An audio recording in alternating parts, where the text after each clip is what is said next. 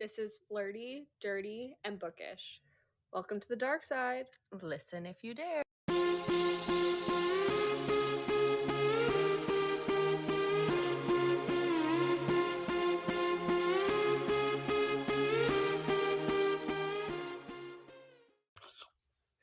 Hey guys, so before we get into our book, we're going to start with just a little game of Fuck, Marry, Kill.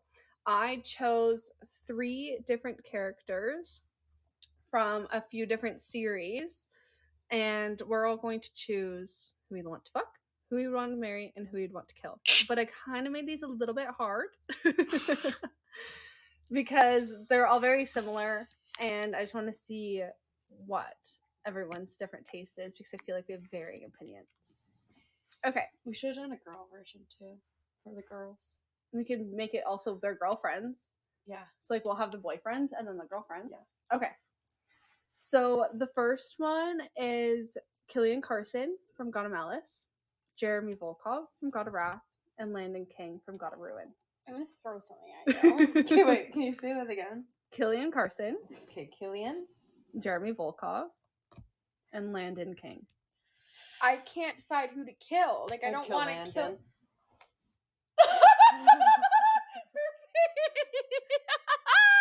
Her face. I would. Do you want my answer? Yeah. Okay, I would fuck Killian, I'd marry Landon, and kill Jeremy. See, I'm having a really hard time because I don't want to kill any of them. But Jeremy I just didn't do it for me. He's I'll like, tell you this much: I'm not killing Landon King. no. He's too much. He was too much for me. I'm killing him. Oh, I love I'd fuck Okay. Jeremy and marry Killian. I think that I'm going to kill Jer. I love Jeremy. Don't get me wrong. If there was different people in this fuck, marry, kill, I would not be killing Jeremy. However, Jeremy has to die because these are my top 3, and she knows that, and that's why she did this to me. This was a personal attack. And she knows it. It's all over her face, the guilt. Actually, that's a lie. I did 3 most similar, and I didn't want to put Creighton in here because Creighton's an easy kill for me and an easy kill for her and an easy marry for her. Okay, so I'm killing Jer, even though it like physically pains me to say that. I'm going to fuck Landon, so I'll fuck her before she marries him and marry Killian, and she can fuck And Killian then I'm before I gonna kill marry him. him. You're gonna kill her husband. Yeah. Wow. I'm sorry. At least he's really Fine. rich and get a bunch of money. That's why I'm doing it. I And we hope can you live had- together. I hope you had a good time fucking Jeremy because we're about to both kill him That's together. fine. That's all I wanted him for. Sex.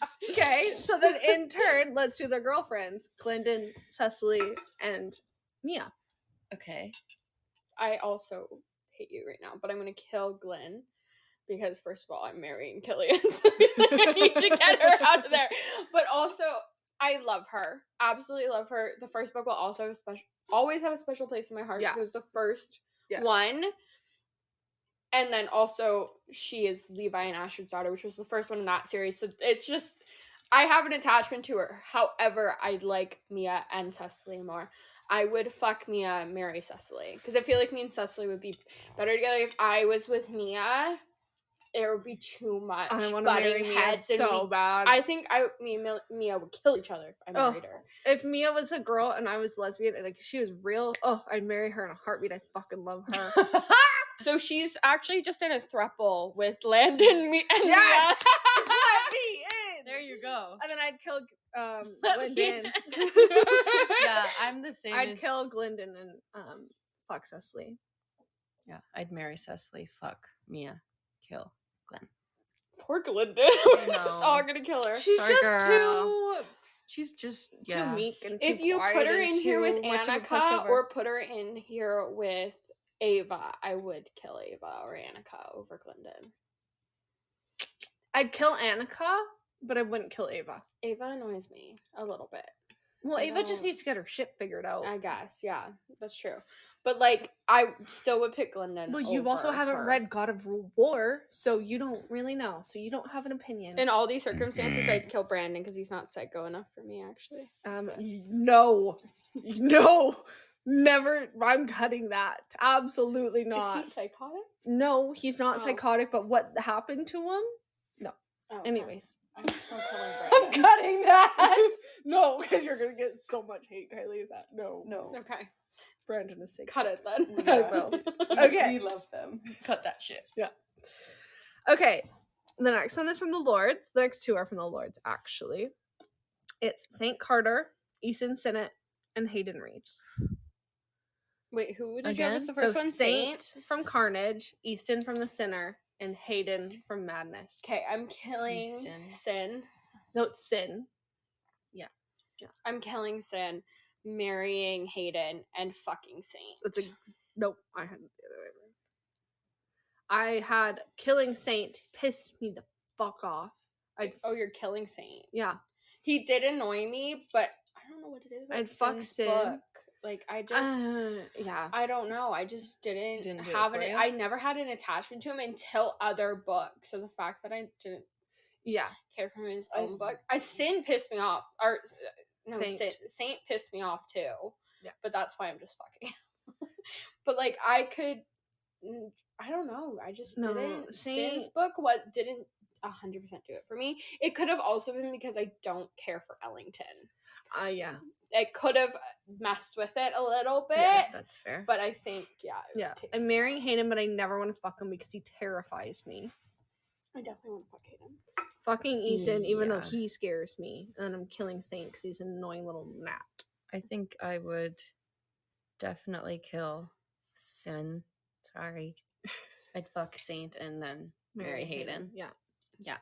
Okay, so then the girlfriends, Charlotte, Ellington, and wow, I forget what her name is. I don't remember. Ashton. Ashton, yeah. I don't remember them. I well enough. would Charlotte's the therapist. Ellington is I the remember Ellington. and then Ashton is the one that ran away to Vegas. They had to go get her back. Remember, she tried to kill. She like escaped out of there. Right. Yes. I would fuck Ashton, marry Charlotte, and kill Ellington. Nah, I'm killing Ashton. She's as annoying as her fucking husband. I can't stand that. I don't care for Ellington. I don't know why. But why does Ashton want Hayden's dick so badly? You're married to basically his brother. Yeah, that's Fuck weird. right off. The Hayden She's Ashton so thing was annoying. She's a weird. whining little bitch. Ellington is just meek and annoying and was groomed her whole life and whatever. Yeah. And then Charlotte's just a badass bitch and I love her. I love Charlotte. I think we can all agree on that one. Yeah. Yeah. Definitely marry Charlotte. I feel like I'm going to kill Ashton just because I want to fuck Ellington. I don't want to, like, nothing else. Just, yeah. Okay. This one's still at the Lords. Colton Knox from Sabotage. Tyson Carter from Sacrifice and Riot Archer from the This Ritual. is hard and I hate you. I would kill Colton. I love Colton. If his book was longer, maybe it would change things. Or if he was, yeah. But I don't have an a huge attachment to him. So I would kill Colton. I would marry Tyson so fast, and I would fuck Riot. Yeah, you wouldn't need a leash to walk down that aisle, would you? No. Or maybe you would want one. I mean, he can use it if he wants, but I don't need it. Oh my god. See, we're the opposite on who we would fucking marry. I Yeah. would marry Riot Archer. I would marry Riot in a heartbeat, and then I'd fuck Tyson. Yeah, I agree with that. I'd marry Riot, fuck Tyson. Kill Colton. Yeah. Who's Colton's Colton is with, her name starts with an R, and I'm blinking. Ryan? No. No. Riley? No. Something along those lines. Just gonna look it up, people. 1 second. Isn't it like Rayleigh or something Riley? like that? Who is? I want to say they call her Ray for short. But I could totally be wrong. It's been a long time. It's almost been a year since we read these, so. Yeah. It is. Hello. Yeah, Rayleigh Lexington Adams. Okay, so I did know her name. Rayleigh. Rayleigh? Rayleigh. Rayleigh. But I think didn't she spell it Raylee? Yeah. Yeah. Rayleigh. Blakely. I really like those Lee. Ellington. Nope. That's not Tyson. Oh, sorry, we're talking about the girls here. Yeah. I thought we were naming like No, all the girls. no, girlfriends. So Rayleigh, Blakely. Blakely, and oh my god, why don't I remember her name? It's because I want to marry Tyson so much. I just want to remember the picture. I love that book. It's like one of my favorites, but I don't remember her name. She was a badass bitch, let's be honest. Let's be She honest. really was. It is Lakin. Right. I love that name. I actually I do added that like to my Lakin. baby name list. Really? Lakin was I really did. cute. I love the name Lakin. I do love it. And I love So no Lake one for take that short. name. I just Mhm. Thank such you. cute I name. like how they spell it too. Laikyn. Yeah. Lakin. I just think it's super cute and like gender neutral. Mm-hmm. Yeah, that's true. Okay. Fuck, marry, kill. Rayleigh, Blakely, or Lakin. Rayleigh, kill, fuck, Blakely, marry Lakin. Yep. Yeah. Yeah. I would change my girls up. I love Blakely, but there was a few points where I was annoyed with her. Well, she just like I'd fuck her. Fuck Blakely, Mary. Yeah. So we're on the same. And page. once again, Yeah. love Rayleigh. But like just Lakin's don't also a have badass huge bitch. attachment There's just to not her. enough. When she Yeah. escaped and went in, like bought a car on his credit card. My favorite thing Like, that happened in the hello? entirety of the Lord series, let's be honest. Okay. Okay, so the next one. What is the next I'm one? This is the last one. Perfect. Okay. I'm getting ready to This is the North Shore. face. Oh no. No. Wait, but the question is, I see what book's in there. Let's see what boy she picked. Zai Benheim Mm-hmm. from Heartless Beloved, Caden King from Beautiful Fiend, and Ethan Torres. Oh, from you Delightful mother! Saved. I'm going to. Okay, we have You had to Zai. pick Elliot. I would have had it. Caden. easy. I know, Question that's why I here. picked Ethan. Okay, I'm killing Caden. Love him so I'm much. killing I Caden, don't want to too. say that. No. Why don't you put like Nathan or Elliot in here? I don't like Because her I wanted anymore. to make it hard. I don't like her anymore. The podcast is over. This is the end. The end of our friendship. Everything. Okay. Well, imagine that I put in books that not all of us have read. You would have been even more mad. Oh, don't even. I was mad enough at you at the last game when you made me Yeah. too Smash Pass. Oh, catch up. Okay. I think, yeah, I would kill Caden. I would kill Caden. Fuck Zai, marry Ethan. That's Ethan's exactly my man. what I had too. Yeah, I will fight Yeah. you for him. I'm just I'm swapped, but yeah, I'd kill Caden. Marry Zai. Fuck Ethan. Just because Ethan just You know, it's he so could have been funny. a little bit more. When we I need started, Ethan- a little bit more from him. What more could I you don't know. need? I He's just- a psycho murdering obsessive. she can keep Zai. I only have to fight yeah. one person for No, Ethan. you can have it. I think I just love Zai so much that I'm like, I just Yeah. need him. Yeah. I want him around more than just Yeah. to Yeah, fuck him. that's fair. But like, I think Ethan's softer than Zai. I do too. Way softer. That's what I mean. I needed more. Like I just felt like he was pushed around too much by like Yeah. his brother and like Yeah. That's fair. and like you let her go. Like fuck no. Yeah, I no. guess No. that's true. Yeah. Okay, but like, what's so funny to me is when we started this series and we met Caden for the first time, I read that and was like, I could never love someone more than I love Caden King. Like, I Mhm. love him Me too. so much. And the more I read, I was like, I could never love someone more than Zai. No, I could seriously. never love someone more than Ethan. That's how it works. And then I it's stopped not there. even. Actually, no, when Ren, later on in her other series that's attached, Yeah. I have a really hard time telling you who I love more between Ethan and Ren. I It's think difficult for me. it's hard because they've always loved, like, so Ren always loved Peach. Ethan always loved Jade. Like, from the moment Yeah. they met them. Mhm. So it's hard to, like, they're very similar. They're both It's serial hard for me killers. to They're pick very between the two. same. Yeah. So I just love them both. Yeah. I love them both. I can't tell you. I think the main difference is Ren is like, hell yeah, Peach, be a strong, independent woman, and like totally is just like, I just love you for you. I think Mhm. Ethan kind of wants to like keep Jade protected and like, Yeah, Mhm. he's a little more protective. Very protective. Yeah. Like, Ren is, but he'll do it when Peach doesn't realize he's doing it because he wants her to hold her own. yeah, Yeah. like he like has let her be herself for years, yet let her date other people. Whereas like Ethan like stewed and was like pissed, and the only other person he fucked was Caden King. So I mean, Yeah. Ren too. Ren didn't really fuck anyone else. Did he? Did he? I thought Ren was a virgin. Like until he Peach. Well, no, because now I'm not Or sure. now we're like whispering. Oh, I mean, I can cut this out. It doesn't matter. I thought Ren was a virgin, and then he only pucked. Pucking around. Pucking around. And then he only fucked Peach. Oh. Speaking of pucking around, total side note. I was putting up my bookshelves yesterday. My entire family was in my room. Lovely. That's right. So it was fine. And then I was putting up and pucking around till the end, and my dad's like, "Ooh, pucking around, what's that about?" God. And I was like, "Oh, like the goalie, the defense guy, the equipment manager, and their doctor, they're all in a relationship together." He goes, "Ooh, maybe I should start getting into reading." And I was like, "Dad, oh my God. Dad!" And he's like, "I love hockey. I think it'd be fun." And I'm like, yeah. Not this kind of hockey, Dad. Oh my fucking God, that is so... it was, yeah. My sister was like, "Please don't let him read that." I'm like, "Oh no, don't worry, I won't." Yeah. Oh shit. Yeah, it was quite funny. That's awesome. Oh my God. But yeah. So, anyways, that's our little game. We can update this as the more series we go through, because we will have to. We're doing Devil's Night next, and then we'll have to do a Fuck, Marry, Kill Devil's Night. You're going to be so different. I feel like she's gonna like Kai.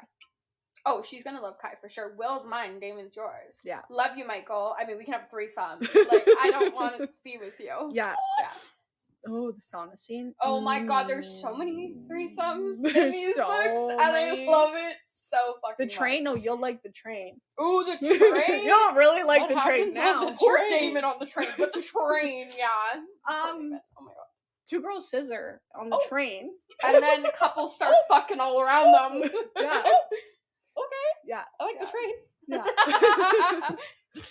Yeah. Yeah. So. Anyways, that is it for the game. On to the book. Hey guys! So today we are going to be talking about Lawless God by Miss Lola King. And I love this book. I Me freaking love too. this book so much. It's so good. So good. We're going to start this episode out a little bit different than we usually do. We're actually going to read you guys the dedications from this book. The because- dedication sets the tone of the entire book. Yeah. So that's why it's been important. Completely. So there's actually two dedications. So the first one is fuck around and find out. That's one of my favorite sayings. I say it all the time. Yeah. Totally. Absolutely love it. It embodies the main character in this book so well, too. Mhm. Oh, and boy, did they both find out. Oh, yeah. And the second one is a little warning for you guys. To all my girls who will have Stockholm Syndrome by the end of this book, Nate is manipulating you, but you'll love it anyway. I was manipulated about 40% in. So. Yeah, I can guarantee you will love it anyway. Oh, it's so good. So this book actually starts with a flashback of Kayla sending Nathan. I will interchange. It's Nate and Nathan are the same people. Kayla sending Nathan to prison for murdering the head of the Bratva, which is actually Ivan, her boyfriend's dad, but he was sent to jail before they started dating. And then it was Kayla being a key witness saying that like she witnessed the murder. And then flash forward to the present, Kayla is in a room and she wakes up and sees that she has a bunch of missed calls. So her plan for the day was actually supposed to go to Elliot's house. But Emma, who is the head leader, gang member, whatever, of the other gang in the North Shore, the NSC. So Emma Scott, who is also Billy Scott's sister, and Zion Lick's stepsister. That's just important because they all come around. Emma actually contacts Kayla and is like, hey, like, let's have a meeting. And so Kayla shows up and she sees Zai there and he is like patting her down, make sure she has no weapons on there. And Kayla's like, so much for leaving it all behind, because basically in Beautiful Fiend, nope, not beautiful fiend, heartless beloved. Zai gives up being a gang member for Alex because Alex doesn't want that. Oh, so cute of him. We love Zai. Except he goes back on his word. But Yeah, 100%. But yeah. We still love that. Yeah. Still loves Zai. And then Emma and Kayla, they make another deal for a death cage fight to see what game will be on top. So basically, the reason for Kayla agreeing to this and Emma even asking for it is the King's crew right now is on top, but they lost their deal with the Wolves, which the Wolves are a mafia group or whatever. The Bravada? Bratva. I always want to say Bratva, and then I'm like, no, that's wrong. No, it's and then Bratva. correct it. B-R-A-T-V-A. What did you say, Barada? No. Is that Bravada. red? No, Bravada. is cheese. I know it's some kind of So food. none of us are right about anything anymore. Bratva. But it's part of the No, you're saying bravada, and it sounds like bravado, which is the tone of your voice. Yeah. Bratva. But Bratva Bratva is the like, Italian mafia. I thought it was the Russian mafia. Yes, Bratva is the Italian. The Russian version of the mafia. Because mafia is Italian. Is it not? I don't fucking know. I haven't read enough. All I know is for a fact is that Bratva is the Russian Bratva version. is Russian. Yes. For sure. So basically, back to what we were talking about. The Kings lost their deal with the Wolves from, remember in Delightful Sins when the wolf came up to Jade and was like, either ruin our deal and go back with the boys, or say that you were kidnapped and come back with us and we'll kill the boys. Well, obviously she didn't want Ethan and Elliot to die. And then also the Kings lost all that money that they stole from the bank robbery because Emma stole it from them. So basically Kayla had nothing to lose, and Emma wants NSC to be on top. So she's like, hey, we'll do a death match, whatever the fuck it's called, where if you win, you can have the money and the North Shore, and if I win, I keep your money and the North Shore. So Kayla agrees to that. Okay, and then so Kayla goes to Ethan and Elliot's house with her boyfriend Ivan to tell them about the deal that she made. And the boys are like, what the fuck? That's insane. You didn't need to do that. The Kings are on top. We'll figure out a way, whatever. But then Kayla's like, dude, like, we have nothing to lose. We have nothing now. Like, we're going to lose the North Shore either way. So Ethan and Elliot both volunteer themselves to fight in this death match. And Kayla's like, no, you guys are like my brothers. Absolutely not. And then Jade's like, why don't you get Caden to do it? Caden, who is her brother, who is married to Billy, engaged, whatever the fuck. Yeah, where are they at this point? I don't think they're married. If they're married or not. I think they're just still engaged, right? Yeah. Yeah. And so they're like, no, if I'm not gonna put people that I feel like are my brothers into it, I'm not gonna put my actual brother into it. So then her boyfriend Ivan is like, well, I'll do it. I was gonna say raised by the wolves, but I mean, I guess technically he was, but he was also trained by them. And so he's like, yeah, the wolves training is like no other, like, I'll be able to do it. And then Kayla agrees. So that just goes to show how much she gives a shit about her Yeah, boyfriend. she really loves her boyfriend, guys. Like, fuck so no. much. Not at all. I mean, to be fair, she did like him in the beginning, but like, she's really only with him because of how high up in the wolves he was. Like, he doesn't do much for the wolves, but he's the son of the head of the wolves, Who's now dead. So he's the brother of the head of the wolves. Yeah. So he's technically an high outcast. up, but he's an outcast. But he's I think still part of them. now that they've also lost their deal with the wolves, He stayed behind. and she probably feels guilty that he lost everything. Yeah. So, anyway, so she agrees. So then it flashes forward to the death match. Kayla is on her way there, and an unknown number calls her phone. This unknown number has been like calling her over and over again, but she wasn't answering. But this time she did because she wasn't even paying attention. And it's actually the prosecutor from the from the trial saying that Nathan is out of jail. And before Kayla even has a hands to respond. Someone calls her name, and she turns around, and it's Nate, and he is in the death cage. Not even her name, like Oh, yeah. specifically he says, "Hello, little sunflower," because that's what he calls her. Like, Yeah. there would be no mistaking. Like, even if Yeah, like she she knew had exactly who it forgotten was. what his voice sounded like or tried to block it out, nope. That man made sure she knew who's behind him. Yeah. And so she looks at him, and he's in the death cage, and she knew in that moment that her boyfriend was going to die, and they were going to lose the North Shore. Was there a tear shed over the boyfriend? No. She was pissed. She was pissed She's because like, of the "What North fuck? Shore. He's out of jail. What the fuck? I'm losing the North Shore." Not a thought about Ivan. No. Not really. No. She actually gave more of a shit that Nate was back. She was like terrified and pissed that he's out of jail. So now Nathan and Ivan fight in the death cage.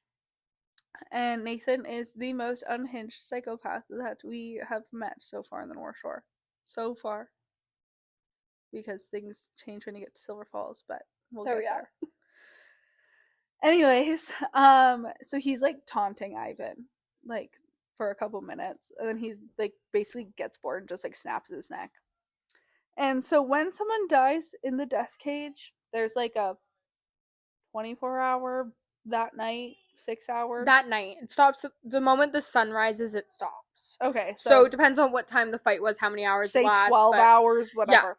Yeah, until dawn, basically. Yeah. It's like free fucking reign.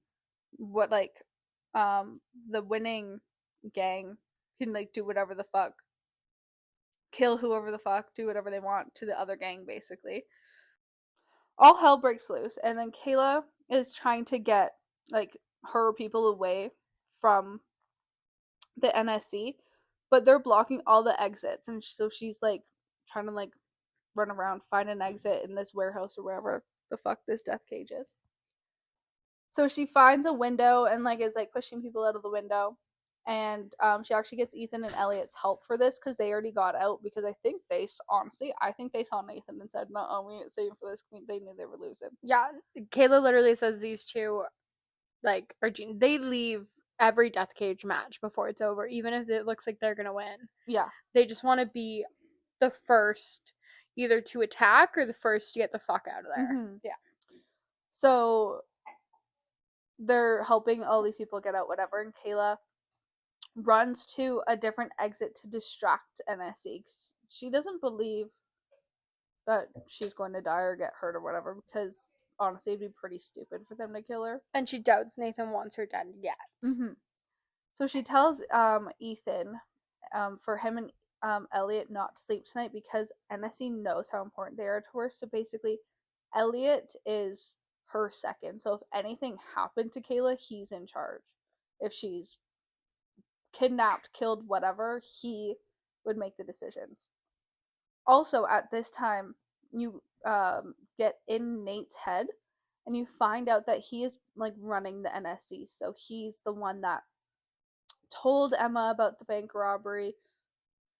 So that's how they found out, and they stole all the money, and he's the one giving them money and guns and drugs and stuff. So he's been like feeding intel for who knows how long. 5 months. This man has been out of jail for 5 months. Oh, yeah. And has been watching her every single move. Yeah. And like plotting against her. That's why everything keeps kind of like she can't win. So when Kayla runs out of the warehouse, she's attacked by Logan, Law, and another NSC member. I can't remember who it was. Not important. But they basically just like attack her and like beat her a little bit. But she gets away and she runs home and goes to her bathroom. Well, Nate's there and he corners her, taunts her a little bit, and then injects her with something to knock her out. Kayla then wakes up in a basement, tied to a chair, realizes, oh fuck, I'm kidnapped, tied to a chair, passes out again. And this man is playing She's My Witch on a loop. Yeah. Look up the song. It's creepy. So I have not heard the song. We're gonna have to do that after. You need to hear that. Yeah, it's creepy as fuck. And so she wakes up again, and Nathan comes down and taunts her. Logan, Law, and Emma show up, and Kayla taunts Emma, basically was like, remember last time I was tied up in a chair and blah, blah, blah, blah. Because I guess when they were kids. Yeah, so when Emma was 12 and Kayla was 11, Emma's dad's like, okay, you're getting to the age you need to prove, like, your worth, basically. Emma's like, kidnap Kayla King. So she does. They tie her to a chair, and her dad is basically just screaming at her, like, okay, like, beat the shit out of her. And Emma, this 12-year-old girl, is screaming, like, I can't do it, and crying. And so Emma screams back at Kayla, I was 12. And Kayla's like, well, I was 11, and I was still stronger than you. Yeah. Yeah. So basically, she's just like taunting her, saying like, "Remember last time I was tied up in a chair and what happened and everything like that." In other words, she's calling her a pussy. Yeah. Yeah. Even though she's the one drugged and tied up in a basement, but whatever. So Sam, who is okay, so this is where everything starts. There's so many connections. Okay, so Sam is best friends with Nate. Sam is also dating Lick, who is Emma's stepbrother. But Sam and Lick are also dating Rose, who is Nate's sister, and then this other girl named Rachel. And then Lick is Zai's biological brother. Yeah. Yeah.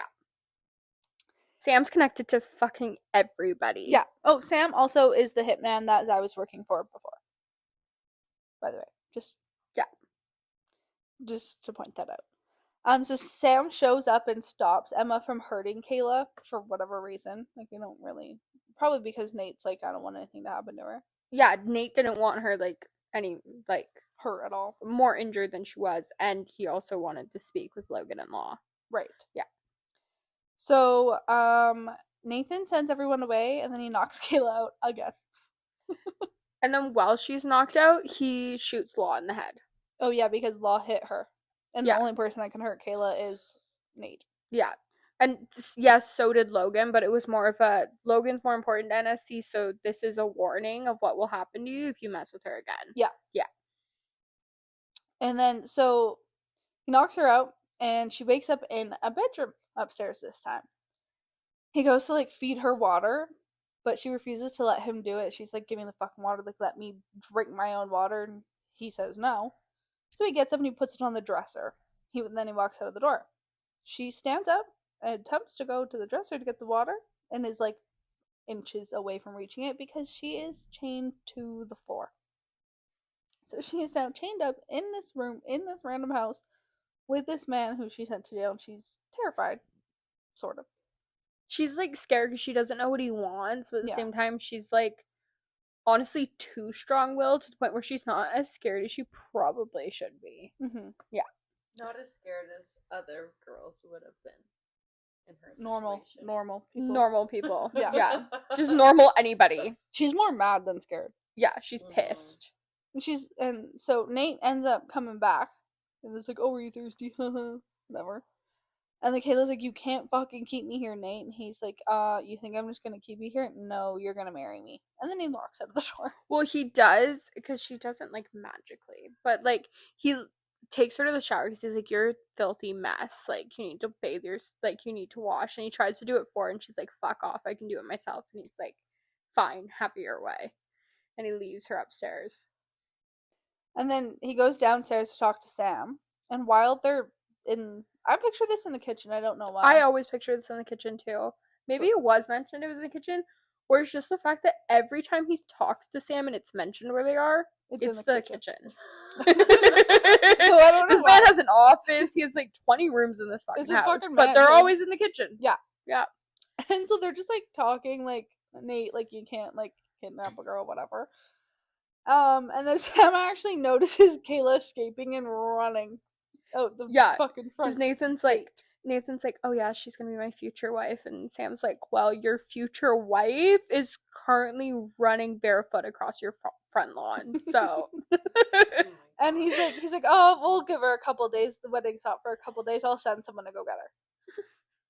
So after Kayla escapes, she runs to Ethan and Elliot's house, and she is furious and like panicked. Like, She wants him dead. I forget what word that is. When you're just like frantic. Yeah. Yeah. She's frantic, and she goes, I want to fucking kill him. I'm gonna kill him. Give me a gun. Like, I'm gonna go fucking kill him. and Ethan Elliott are like, dude, like, you need to calm down. You've been drugged 3 times in the last day. You've just lost the North Shore. Like, this man came back. Like, take a beat, maybe. And so they force her to relax. Yeah. And for just brief content, Sam is the only person, I don't know how, but he's the only person that keeps trying to warn Nate that she will try to kill him. Yeah. And she probably will succeed if he keeps this up. Well, if she gets a fucking chance, she's Yeah, gonna kill him. like, Sam's well aware of how dangerous she is, but Nate just, he doesn't care. So she stays there for a day? Yeah, it must be a day. They give her, like, she sleeps for, like, an entire day. Yeah. Yeah. And then one of Nathan's men shows up at the house and then threatens the boys. But obviously Kayla won't let that happen, so she goes with them willingly. And then so Kayla goes back to Nate's house and he gives her engagement ring. And then he chains her up in the room again. Okay, I swear the whole book she was chained in a room. Oh, for sure. The Like, first I feel 50% of it, for sure. Yeah. I felt like that was all that was happening. I'm like, wait, what? Well, I what mean, is- like, how else do you, like, keep hold of a crazy bitch? Like, I don't know. You fucking do, yeah. You chain her to the room. Gotta chain her up. Like, what else are you supposed to do? And then Nate's like, oh, I have to go away for a couple days for business. And then he leaves. Why does he have his doctor there? Kayla tried to stab him. She succeeded, just not in an area that would get him, like, killed. Okay, yeah. We didn't write it down because this woman tries to stab him and does stab him and all the things multiple times. It wasn't, like, super important, but she was able to get, like, a quick run on him to the point where he didn't. To give context of Kayla, she has hell on her forehead. Just the word hell on Tattooed her forehead. on her forehead. Yeah. Yeah. So she stabs Nate, and his doctor, his female doctor, is there stitching them up. And Kayla's like comes down, or Kayla's free now, because she's downstairs.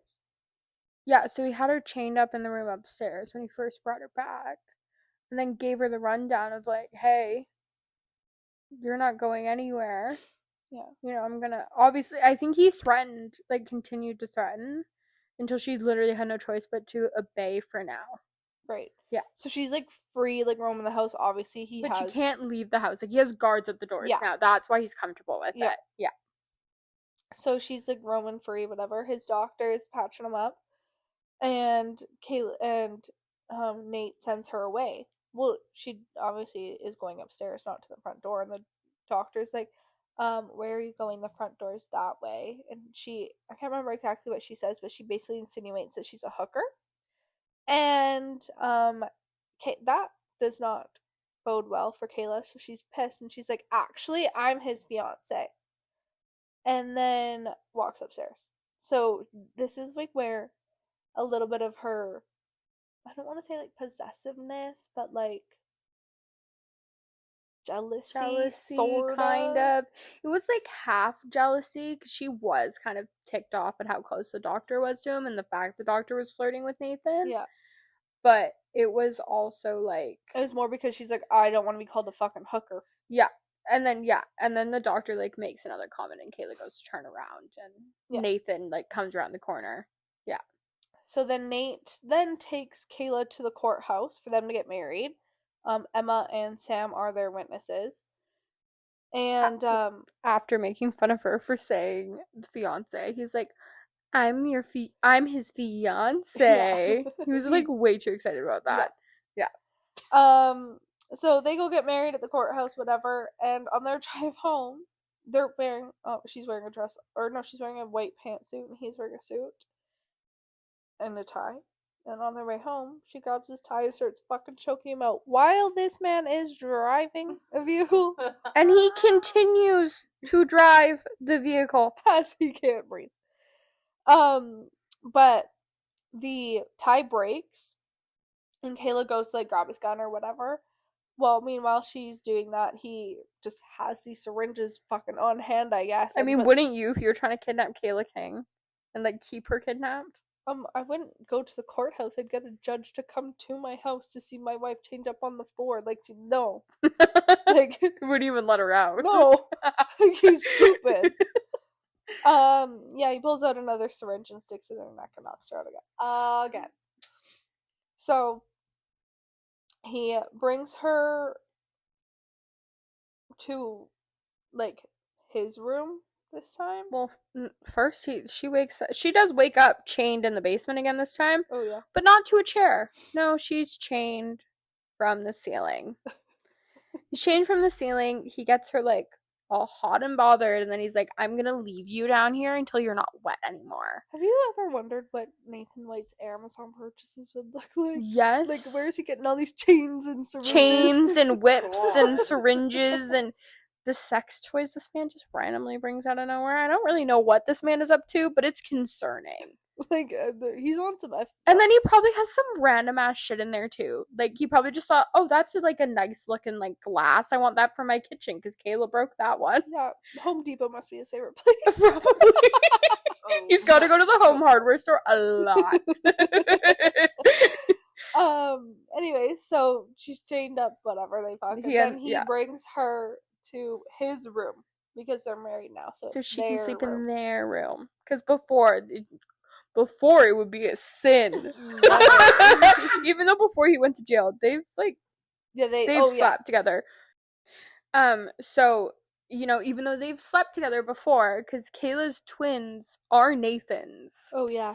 But, like, he doesn't know that. We know that. Like, it's a known thing to us that Nathan is the twins' father. Mm-hmm. But Nathan doesn't know that he's the twins' father, and he doesn't even know Kayla has these twins, because since Caden and Billy's book After the Fire, the twins have been living with her mother. Yes. So when he got out 5 months ago and he's been trailing her, no sight of the twins. Right. Yeah. So he brings her up to his room and she passes out in their bed now, I guess. And she has her first night terror that Nate witnesses. So he's like holding on to her like tightly or whatever, and she like until she wakes up. So Nate has ASPD. Yes, antisocial personality disorder. Yes, so he feels feelings, but he doesn't feel feelings like the normal person. He doesn't understand other people's emotions. He doesn't even know what he's feeling. Like, he feels them, but he doesn't know what it is. Like, if he's feeling happiness, he doesn't know what it is. He just doesn't register feelings. Yeah, he's like, why is my heart racing? I don't know. Yeah. Right. So they do this thing where he's like, he tries to name his feelings, or he asks Kayla, name what you're feeling, or Kayla will go name it, like, name what you're feeling. So he's in like his inner dialogue and he's trying to name the feeling, like the warm feeling that he feels while he's holding on to her and she's like cuddling him as well. But that all goes to shit because the next morning they're fighting and she calls him fucked up and he's like, yeah, I would be fucked up since my foster dad, trigger warning, raped me.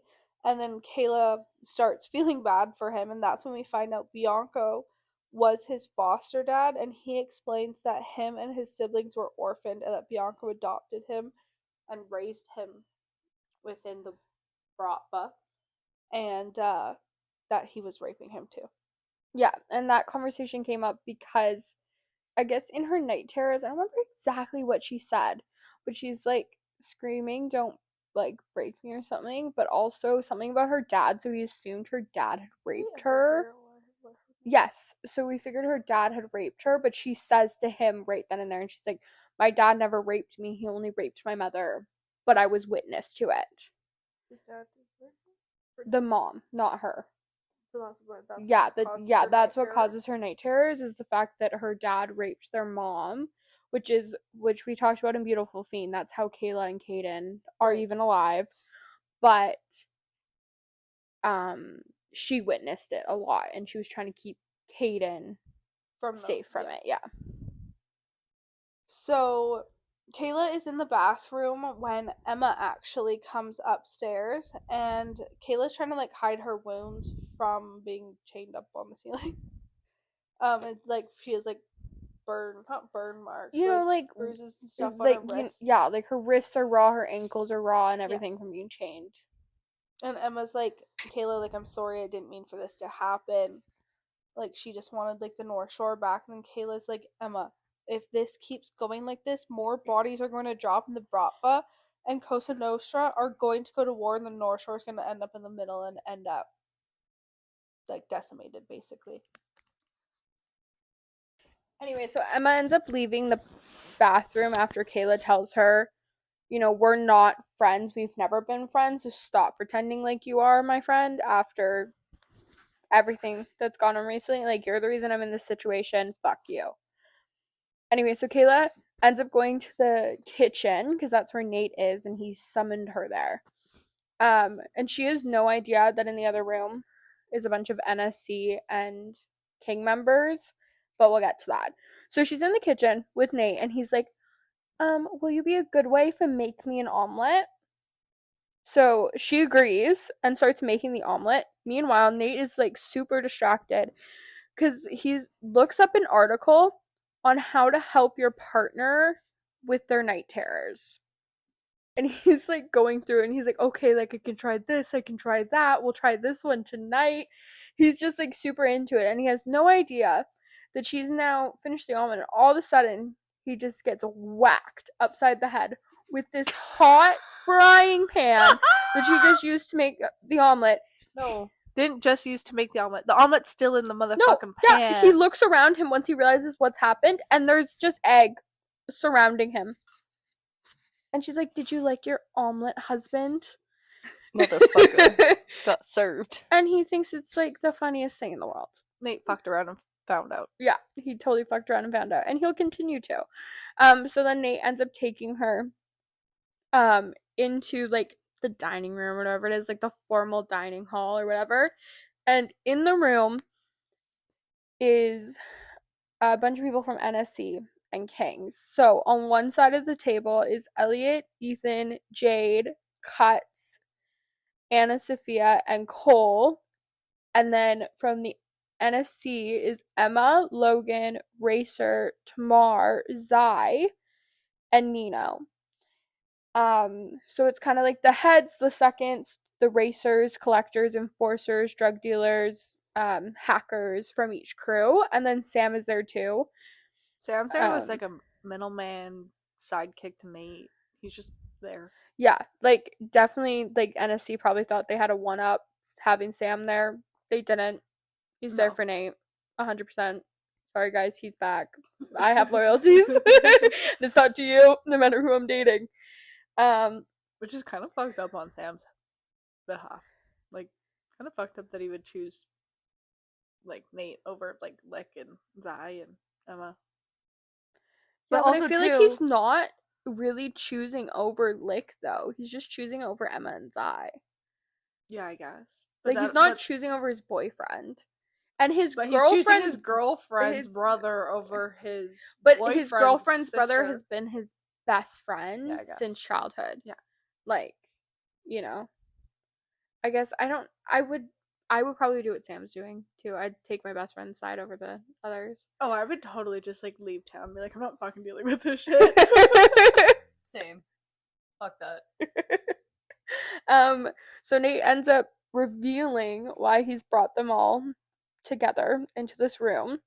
So basically his plan is that he wants the North Shore to all stay employed under him. So Nathan wants to unite the North Shore and extend to the Stoneview and then like the areas that surround it.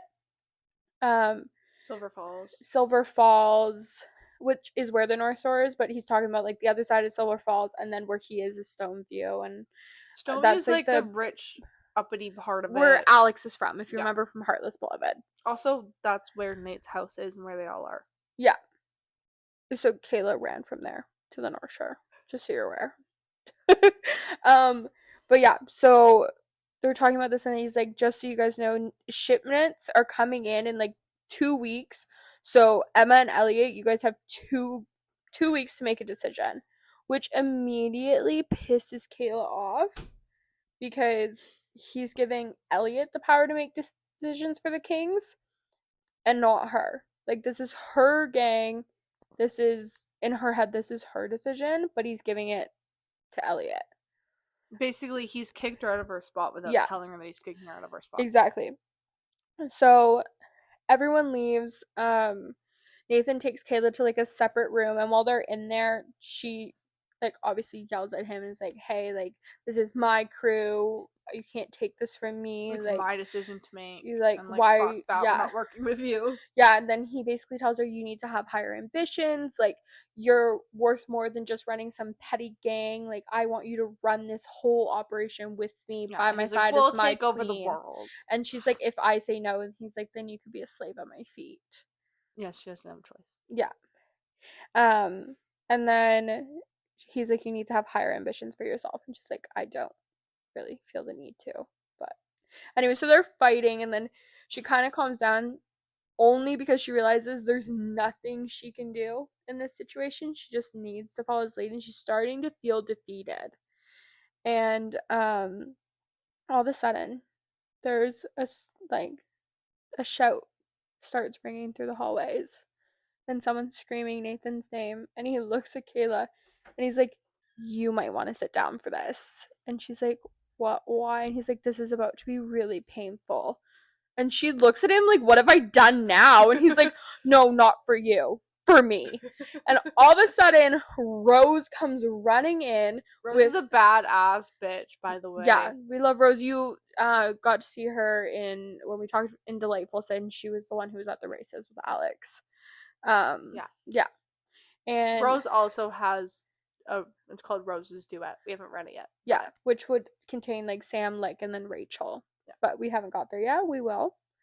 So anyway, so she comes running in. She's like, "Are you like fucking shitting me? You've been out of jail for 5 months, and I just find out now." And then Lick comes chasing in after. He's like, "I tried to stop her. I tried." So now Lick and Sam are in the doghouse for both being aware her brother was out of prison and not telling her. I wonder when Lick found out. Probably when Sam did, because I'm getting the vibes, because I know that Rose and Rachel are actually engaged to each other. So I'm assuming that, like, Rose and Rachel are closer, and Lick and Sam are probably closer or whatever. But also, Zai knew Nate was back. So and Emma knew Nate was back. Like, there was no way for Lick not to know about it. Yeah. Like, both of his siblings knew and his boyfriend. And then, obviously, like, Nate had no reason for Lick not to know about it. Yeah. So Rose is pissed and she's like, "We're going to lunch. You're going to fill me in on everything. Like, I want to know what the fuck's going on." And then Rachel comes in and she's like, "Okay, like, let's go." And takes Rachel with them to lunch. She's like, "I'm going to try to call Jake and see if he wants to come." And Nathan's like, "Yeah, right. Like, Jake's not going to come." Jake is Rose's twin brother, and the reason why Nate's like, "Yeah, no, Jake's not going to want to come," because Jake used to date Jamie, Or Jake is with Jamie. Sorry, Nate used to date Jamie, who we met in Beautiful Fiend in the very beginning in the first death match. Jake is the one that supposedly died in the death match, and then we see him later. Yeah. Yeah. So, so that's why he's like, "Yeah, fuck, Jake's not gonna want to come because I had his girl first." And they also have books. We just also have not read them yet. We will get to them probably around the same time we get to Rose's duet. Yeah. But we just haven't got there yet. Anyway, so he's like, he's not gonna come. Like, Jake hates me. And so they're leaving for lunch, and Sam and Lick try to come with them, and she's like, "No, you guys aren't coming. Like, fuck you. You can stay here." And they leave. Kayla goes with them. No, he leaves Kayla behind. Yeah, right. So while they're out going for lunch, Rachel is talking Nate's ear off, asking him questions, but he's not paying attention because in his head he's having like this internal war with himself about what he's feeling for Kayla. Because Rachel asked, why does Jake hate you? Blah blah, and then they filled her in on the whole Jamie thing. And so while Rachel's telling the story and also asking Nate questions that he's not answering, he's in his head like, Jamie was useful to me. Kayla's not useful to me. I could have like used anyone else for like my plans. Why Kayla? Like, Why do I want to keep her around so bad? Why do I like when she's near? Why do I not like when she's not near? And he like can't figure it out to save his life. So he looks at his sister and he's like, Rose. Conversation. Yeah, mid conversation, he's in the middle talking, and he goes, "What does love feel like?" And she's like, "Well, answer my question and I'll answer yours." And he goes, "No, just answer mine." And Because she's he like, doesn't know what her question "Yeah, was. 'Cause he he wasn't paying attention." And she's like, "Well, then I'm not telling you what love feels like." And he's like, "Okay, well, fuck you." So after they go to lunch, he's like, "Okay, we just like need one more stop." And he drives into the North Shore, goes to Kayla's house, goes to her bathroom, and takes her body wash because she doesn't smell like Kayla anymore. Because apparently he's pissed she smells like him. But her body wash was actually empty. So he goes to the department store, whatever, and goes and gets 10 bottles of her body wash because, and then Rose is like, "Why 10 bottles, Nate?" And then he's like, because I don't want Kayla to have to go all the way to the North Shore to go and get it. They don't sell this stuff in Stoneview. And then Rose is like, "Yeah, I'm starting to, you're starting to understand what love feels like." And he's kind of just like, "Huh?" And so he takes the bottles back. And then it switches over to Kayla's point of view, and he gives her the body wash, and he's like, "Only wash yourself with this from now on." She's like, okay. And then he goes, "Oh, and while I was at your house, I grabbed something else for you." And he pulls out this like picture frame, and in the picture is Kayla, Kaden, her dad, and 2 twin girls. Kayla's 2 twin girls. They're like maybe a year and a half in this photo. Like it's very old. Because this would be before the fire, obviously. And he asked her, he's like, "So who are the little girls?" Like, I know who the other 2 people are, but like, who are the little girls? And she's like, she just says they're like some kind of a distant relative or family Cousins friend or or whatever. something. But basically she does not say they're her children. And then that night Nathan starts being more vulnerable with Kay, and he like tells her he wants her to stay until he figures out what's going on. And Kayla's By figuring out what's going on, it's figuring out his own feelings. yeah, for her. like he's literally lying there saying this to her while his heart is pounding, and he's like, "Why is my heart pounding? I don't understand. Someone help me." Like he's just like so confused. Anyway, and this is when like the Stockholm syndrome for Nate really kicked in for me, was when he got that body wash. I was like, that's it. Yeah, Stockholm syndrome just kicked in. Honestly, Full it was blown. the, how do I help my partner with night terrors? Yeah, honestly, that was And I'm pretty like, good "Oh, too. you're so sweet. I You love sweet him. murderer gang member. Who's Psychopath. literally You're forcing so her to be sweet." there. So sweet. And he's just like, "I want you to stay." And Kayla's kind of at the point where she is more understanding, because she's starting to fall in love with Nate too, which scares the shit out of her. Yeah. Because she's she softening up around him. she knows what she's feeling, and she hates that she's feeling it. She doesn't want to feel this way. She's scared. She doesn't trust him, and now she's starting to fall in love with him. So, and then it kind of like skips over the next few days. We find out that, she's just been going about her days as normal, but every time Nathan asks her to do something, she does something devious in return. So, for example, Nathan asked her, "Be a good wife and make me dinner." So she did. And 2 bites into his spaghetti bolognese, he realized he was eating glass. Then, Ow. another night that week, he asked her to come to his office after dinner like a good little wife.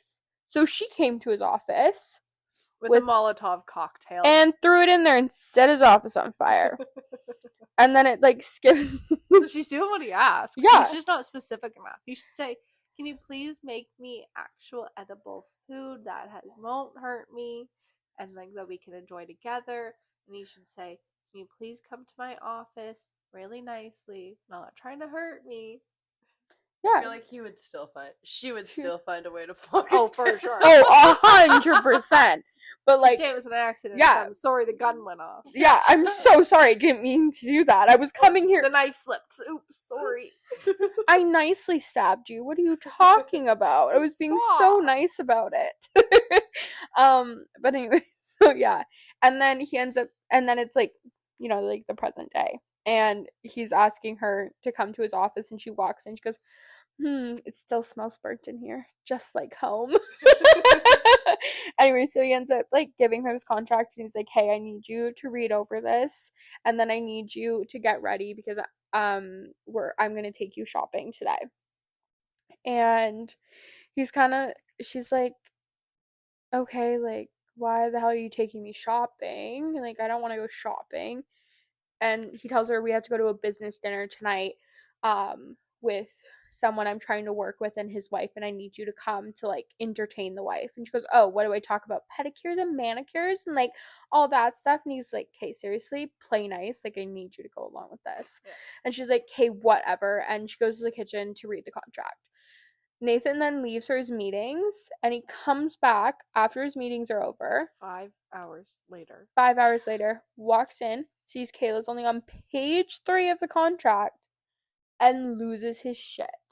And he's like, what the fuck? Like, what are you doing? You're stalling. I told you to be ready. Like, you're only on page 3. I've been gone for 5 hours. She's trying to explain, like, I'm trying to read it. And he starts spanking her because he thinks that she's, like, doing this on purpose. This is another one of her plots just to fuck with him. And he's, like, spanking her. And then she goes, no, I can't read it. I'm just stupid.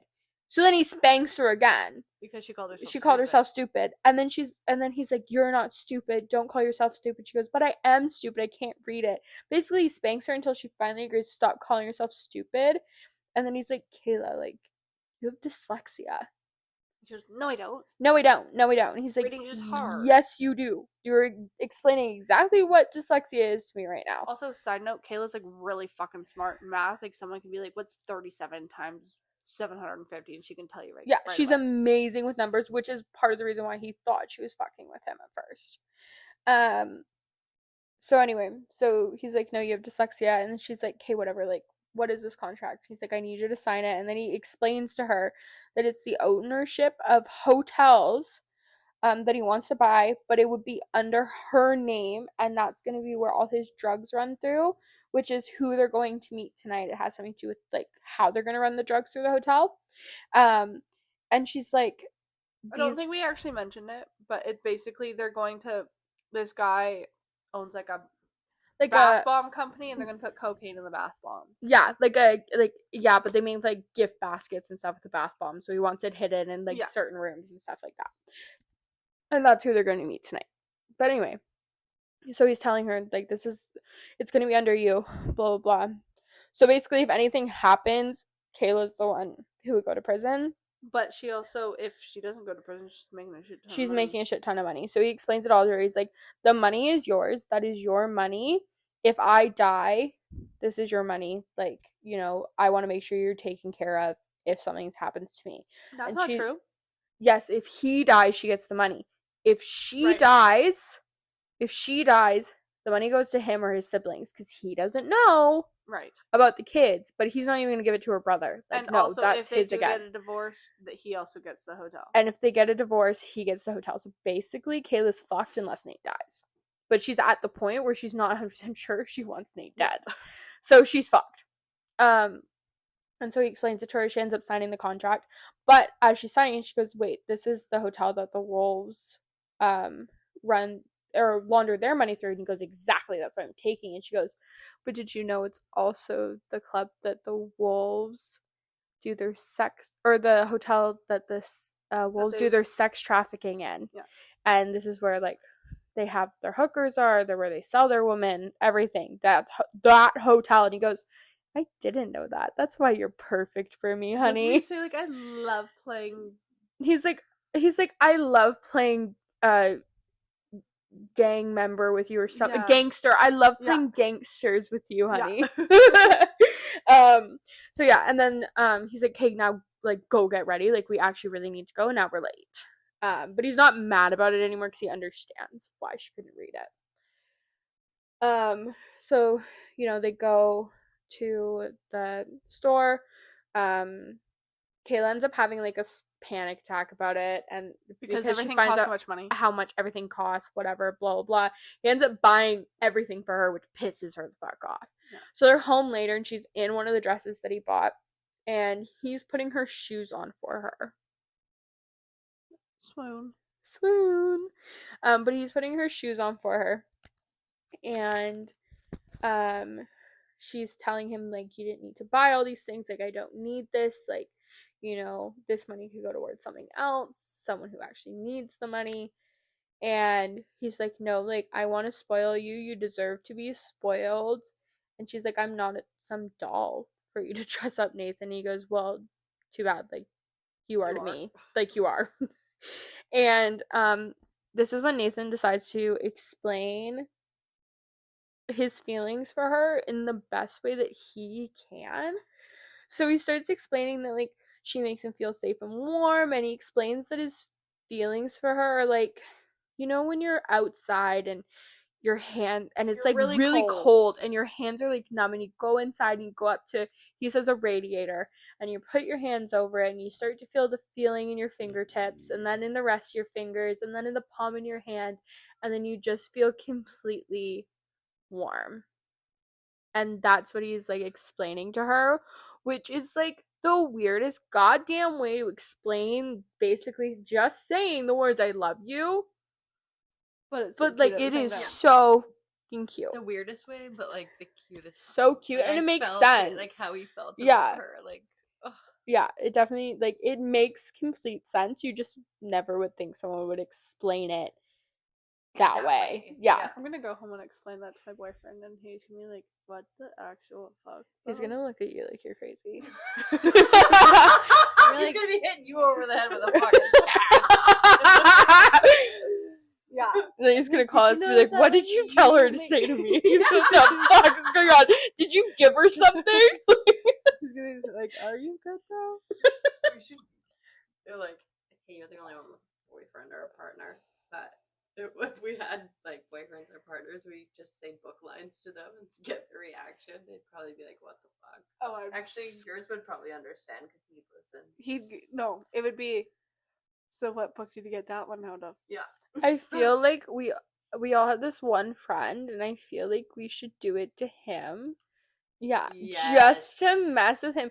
He's great. He's the best. Just He can be kind of dumb. Yeah. But not in like a Not in a mean not in a mean dumb, way at gullible. all. Gullible. Yeah, very yeah, gullible. yeah. And if we went up and said this to him, he would look at us like we're being dead goddamn serious, and he would not know what to say. And I feel like I want to text it to him right now. Yeah. Hold Actually, on. yeah, that's fucking perfect. Fuck a boyfriend, text him. His reaction's way better. Way better. Your friendship makes me feel. Yeah, that's exactly what I said. Your friendship makes me feel like I'm coming inside on a really cold day and then stand next to a heat register, and I slowly get feeling back in my fingertips, then fingers, then palm. He's gonna be like, what the actual He's so fuck are you on, bro? confused. And then my whole body. Oh god, he's gonna be like, I need to I don't know what to say. He's my boyfriend, like, No, he's gonna call and he's gonna be like, are you Her drunk? boyfriend and him are close, by the way, so this is not like Yeah, weird. no, not weird at No. all. Yeah, White heart. Send. we will update you guys when he responds to us. So anyway, back to this while we wait for the response. By the way, he does not listen to this podcast, so it'll be really funny. He's gonna be really, really confused. Okay, so He just likes the text. yeah, he's just gonna be like really funny. Like the next time we see him, he's probably gonna be say something. We'll probably have to update you guys in like the next episode. Oh no, he should respond. Hopefully. Get on it. I think he's just at home. Let me check. Yeah, he's just at home. Okay, go on. That was a Nate move there. I think he's at home. Let me check. Oh my god. I like to stalk my friends, okay? I mean, same. Okay. So, anyway, so he explains this to her, and she kind of just shuts him down, and she's like, "Okay, like, we should really get going. Like, we gotta go. We're gonna be late." And she says nothing about what he just said. Just says, we gotta go. And he kind of realizes, like, oh, this must be how she feels when I, like, shut her down because of my ASPD. He's like, is this what, like, everyone else feels like when I don't understand how they're feeling? And he goes, it sucks, but, like, I guess I'll give her time to, like, adjust. Like, what else can he do? They go to dinner with the dude and his wife, and Kayla's trying to read the menu, and she says, like, Airs cargo instead of S- escargot. Yeah, Airs Cargot or something. Airs Cargot, yeah. And the husband and wife are making fun of Kayla at the table, and then Nate's like, oh, like, it's okay, like, it's escargot. The French have it all wrong. It's fucking chewy and gross. The only thing good is the sauce. Yeah, and at this point, just so you know, when she introduced herself, she just said she was from Silver Falls. She didn't specify the North Shore. Right. Yeah. So they just think, like, she's some girl that's not as rich as them, but, like, yeah, isn't a psycho. Yeah. And the husband excuses himself to go to the bathroom. That's when Kayla mentions the fact that she's from the North Shore, and then the wife gets all, like, twitchy and weird and starts, like, slowly, like, backing away from her a little bit, because now she's scared. She goes, holy shit, this bitch is from the North Shore, like, I just made fun of her. Oh my god, he just responded and said, what kind of book is that, bruh? Damn it, he knows us too well. Wow. Damn. Yeah, our friends really know us. They really do. Yeah. Yeah. Cute.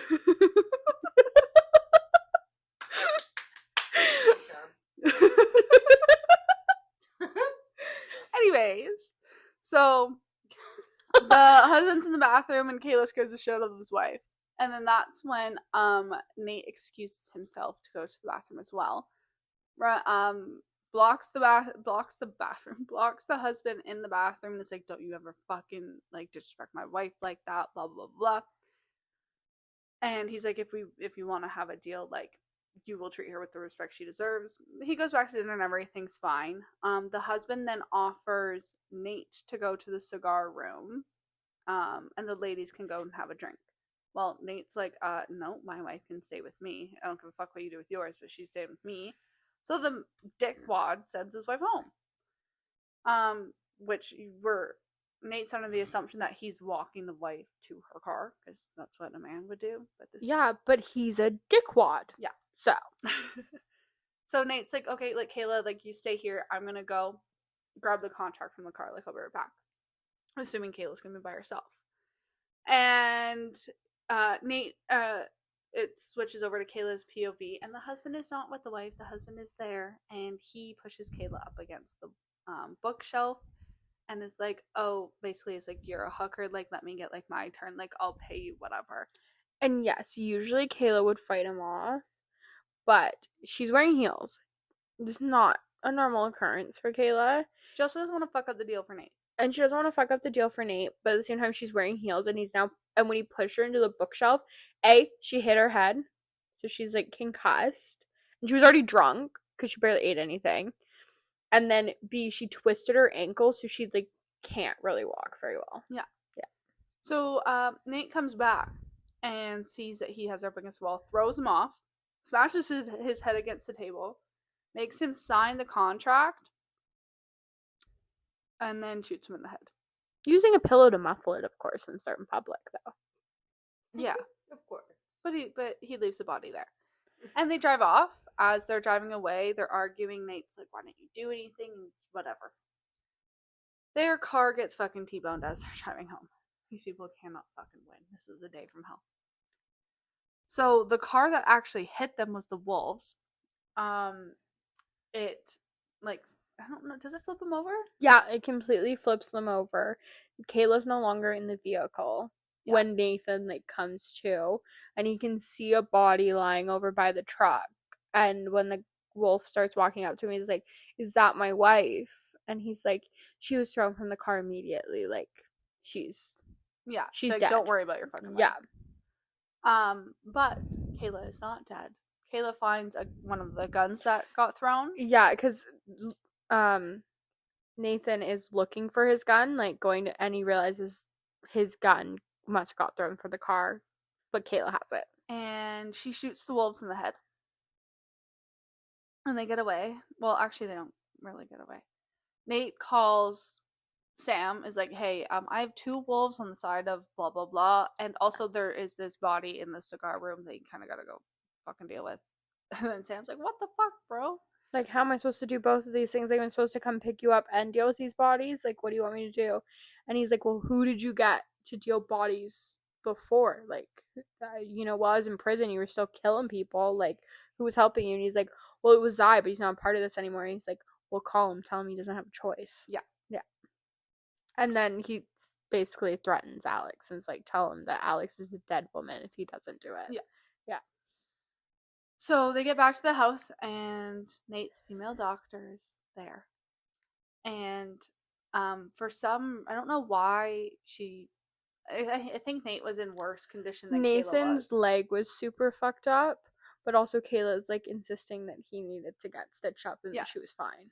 So his leg is all his leg's fucked up, and he has to take off his pants, and she like brushes against his dick every time she's like patching him up or whatever. And Kayla's drunk and mad and hurt and jealous and conflicted with her feelings, and so she's just like so fucking angry at this doctor for hitting on Nate right in front of her, knowing that Kayla is his wife. And then Nathan makes a dumb decision, leaves to go talk to Sam and like relieve him and get the chocolate cake from Sam because he made Sam bring her chocolate cake because Kayla was drunk and needed something. So he has like the chocolate cake and is talking to Sam, and he walks back in to check on Kayla and sees Kayla sitting at his desk with her legs propped up, drink in hand, with a bandage haphazardly like just slapped on her forehead. And he looks for the doctor, and it doesn't take him long to find her because Dr. Bitch, yeah, that's her name. You yeah, don't know what her name is. You don't care. It's Marcy, but she's Dr. Bitch to me. Yeah. She's face down on the ground with a letter opener stabbed into the back of her neck. Yeah. And he goes, Kayla, did you kill my doctor? And she basically is just like, yeah. She said you deserved better. Yeah, she said you deserve better than me. And he's like, okay, well, like, she's the doctor. Like, I kind of needed her, especially with, like, how much you injure me. Yeah. And she's like, well, look, I fixed myself all up. I'm all better now. I can be the doctor.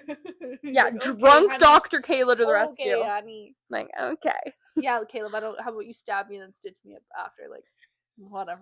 That would be their relationship, though. True. It probably is. Yeah. Well, later that night, they're in bed, and Kayla tells Nate that, like, she wants to help heal the broken pieces of his soul that Bianco caused.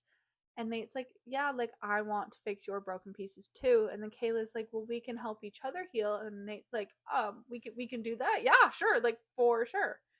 He jumps right on board. He's like, yeah, I can help you with your night terrors and your dyslexia.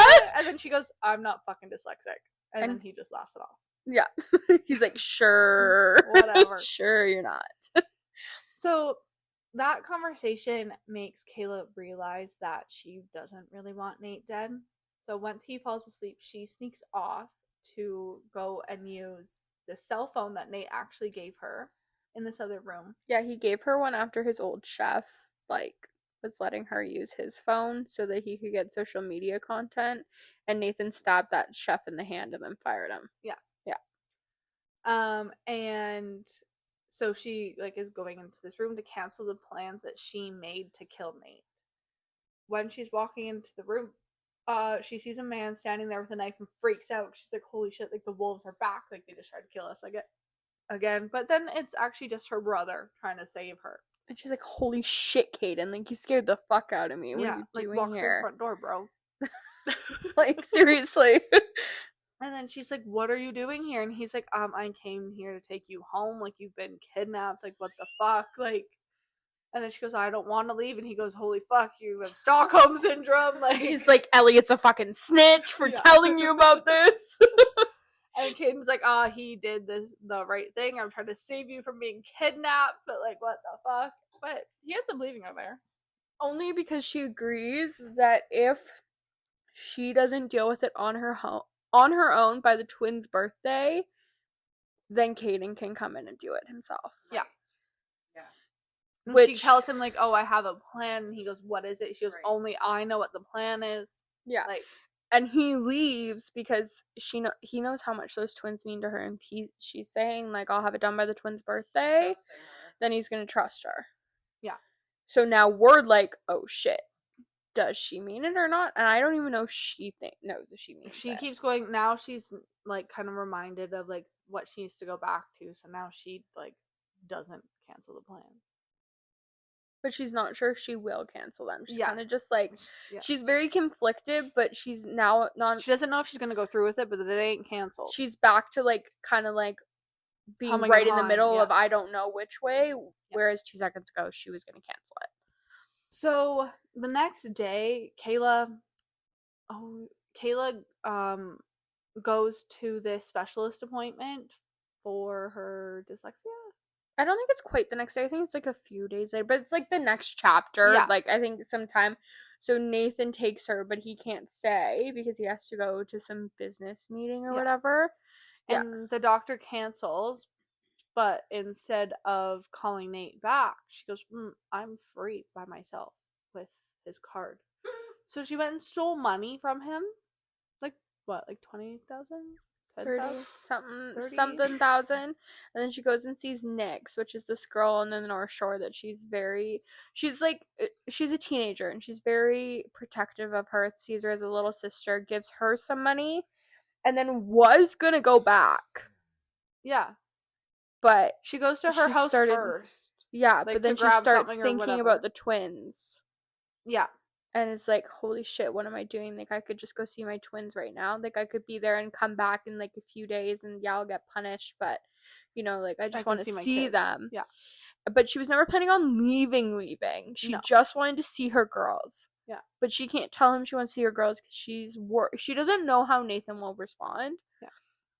And in this haste of her panicking, I want to go see my girls, she doesn't want to show up at her mom's house to see her girls with wedding rings on, and she is pissed that he's the reason she hasn't seen them in so long, and she takes her rings off and throws them across the room. Yeah, so she's at her house right now. Which is the one thing Nate said never to do. Yeah. And Nate actually catches her there, and he he sees that she doesn't have her rings on, and he chases her around the house and gets her, and then carves his initials into her ring finger, so even if she's not wearing her ring, everyone still knows that she's his. And he did it so that even when her rings are on, you can see it. He Yeah. did it right under where her nail is. Yeah. So he takes her home, and then he chains her to the bed, and he brings someone over to pierce her nipples so they match her Wedding ring. Yeah. The jewels on her nipples now match her wedding ring. He's like, Love I'm that. sorry, I don't want to hurt you, but this is gonna hurt. Yeah. She's like, huh? And he's like, don't struggle, it will make it worse. And then he walks away and he goes, oh, by the way, this is, and then he introduces the piercer and he walks out. Yeah. And then everything like calms down a bit, and then Nate they have a conversation like about Frankenstein, they're reading Frankenstein or whatever. And Nate says, anything that comes from me, I'll cherish with all I have, no matter what. And Kayla's like kids? And Nate's like, yes, like kids. Now she's like, oh, fuck me. What do I do? So the next day or so, Kayla gets a text from this unknown person. It's like, are you in or out? And Kayla's like, I don't know what to do. She admits to herself that she's fallen in love with Nate. She answers the person, but we don't know what she says. And then she's getting ready for this charity ball in Stoneview because Nate's forcing her to go. When they show up there, Emma is at the front door. And Kayla's like, what the fuck are you doing here? She goes, I'm apparently your bodyguard for the night. And they kind of bond throughout the night. Emma admits that like she had a crush on Kayla when they were younger, and they like kind of like bond a bit, and they end up like sort of friends. I didn't see that coming, but I feel like I should have seen the fact that Emma had a thing for Kayla.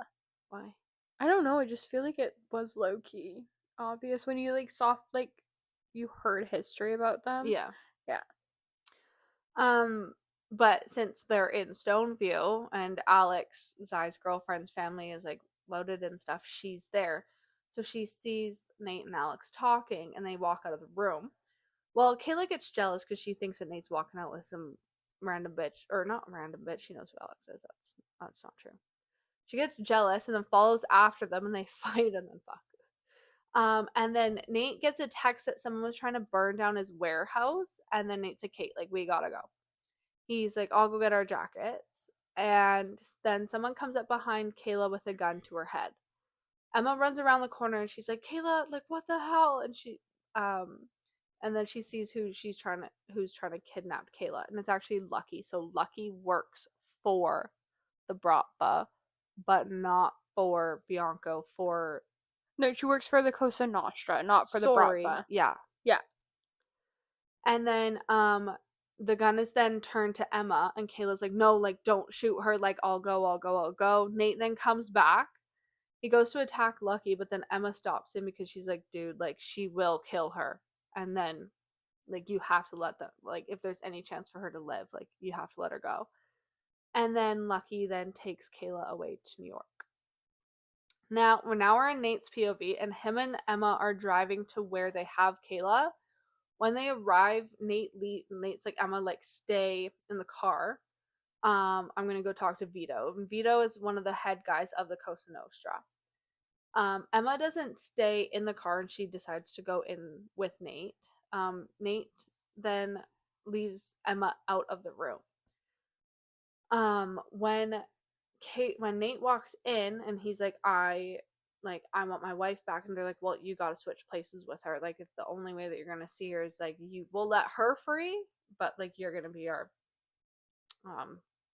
replacement for her, our bitch. you're gonna, whatever, I can't remember what it's called, but whatever, like, we'll like be your captive. That's what it's called. He's like, you're gonna be our captive, we'll let her go. And Nate's like, okay, like, sure. They untie Kayla. Nate gives himself over. Like, Kayla, like, runs up to him, hugs him, whatever. And he's like, you're okay. Like, everything's okay. She's like, why did you do that? Why'd you give yourself up? And he goes, it's okay. Like, as long as you're safe. Lucky then takes out a gun and gives it to Kayla. And then she points it at Nate. That's why she said, why did you come? Because Yeah. that was her one last chance for Nathan to get out of her plan. Yeah. She was not, but, like, did she really think he wasn't gonna come? I don't know. Nate then, like, shakes his head and laughs and is like, I underestimated you, some little sunflower, whatever the fuck he calls her. And he's like, how did you plan this? Kayla's like, I took Emma's phone the day she came over and took Lucky's number off of it. She texted her off the phone that Nate gave her and told Lucky to pass along a message to Vito saying that Nate is building an army and that he's going to start wars and that he needed to be stopped. Nate's like, you outsmarted me. Like, everybody said you were going to kill me. Like, he basically accepts his fate. And Kayla's like, name it. And he says love. So this is the first time he has ever admitted to, or not technically the first time he ever admitted that he loves her, because he's been telling her in roundabout ways. Yeah, but he's the never first time he said the says it. words. Yeah.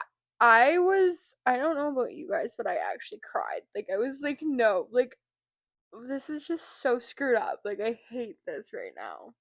So I hate ruin every talking book for about it. myself, and I read the last page before I start a book, so I don't get, like, mad. But yes. Yeah, I understand it was sad. But no, I did not cry, because I knew, whatever.